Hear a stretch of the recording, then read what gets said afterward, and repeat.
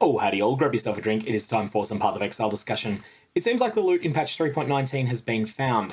I want to quickly go through both the more ordinary examples, like what you see here. This is a drop that I personally had when I was mapping in a tier 15 8 mod Lava Lake map, and then some of the more extreme examples that have been doing the rounds online. Fair warning, these are getting very aggressively downvoted on Reddit because there's a number of people that don't want this secret to get out. Anyways, I'm going to do my best to signal boost this so that those people don't win.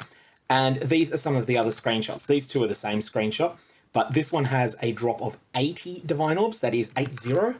This is the same, but with only 70 of them visible. This one here had 58 drop, and my one had 2. So what's happening here? This is caused by the Solaris touched mod and a couple of the other Archnemesis mods. What those mods do is they cause all drops to be converted into currency, and they bias towards better currency drops the more increased item rarity that is present. So in the screenshot you see here, this entire Blight was taking place in a map that had 8 mods on it. So it probably had about 100% increased item rarity. My character has no item rarity stats, and so this is what you can expect normally. But with a 6-person party using 600% increased item rarity and a bunch of other things as well, like Delirium, this is what might actually end up coming up. So you're probably asking, how do you min-max this? What's the way for a solo player to get more of these drops and for a big group to get more of these?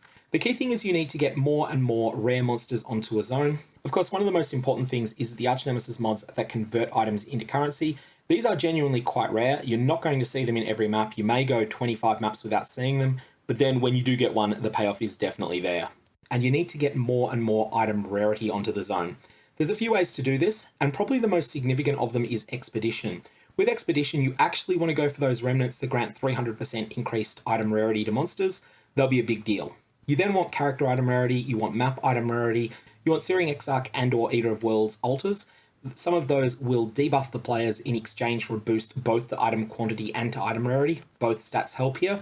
So the item quantity means you get more currency drops, and the rarity means that they're more likely to get upgraded. Now these screenshots are the extreme cases, and I do think that most of the time you'll get something more like this. But this is probably where the loot has gone.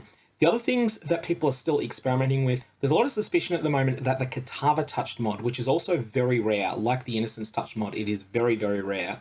But when that does show up, it seems like it is upgrading the tiers of uniques sometimes. So if you would have had a tier 3 rarity unique drop, it seems like you instead get a tier 2 rarity unique drop.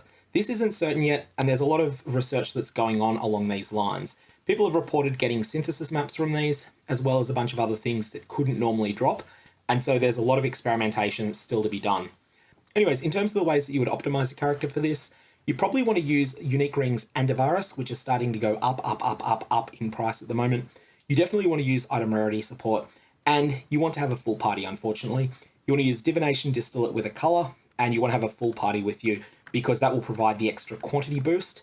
Party quantity is multiplicative with other sources of quantity, and so the times that you do get a very lucky Solaris touched, instead of getting 20 divine orbs, you can get 70 if you've got 5 other players with you. You also want to find sources of juice that add more monsters to maps, so Expedition as we were talking about. I want to experiment with Blighted maps. I think Blighted maps have a lot of potential with this, although I'm open to being proven wrong on that. There's regular Blights, there's Delirium, lots of other mechanics that will add additional rare monsters to maps, even strong boxes in a pinch. That's all I've got for the moment. This is an area of open research. May your Val orbs have interesting results.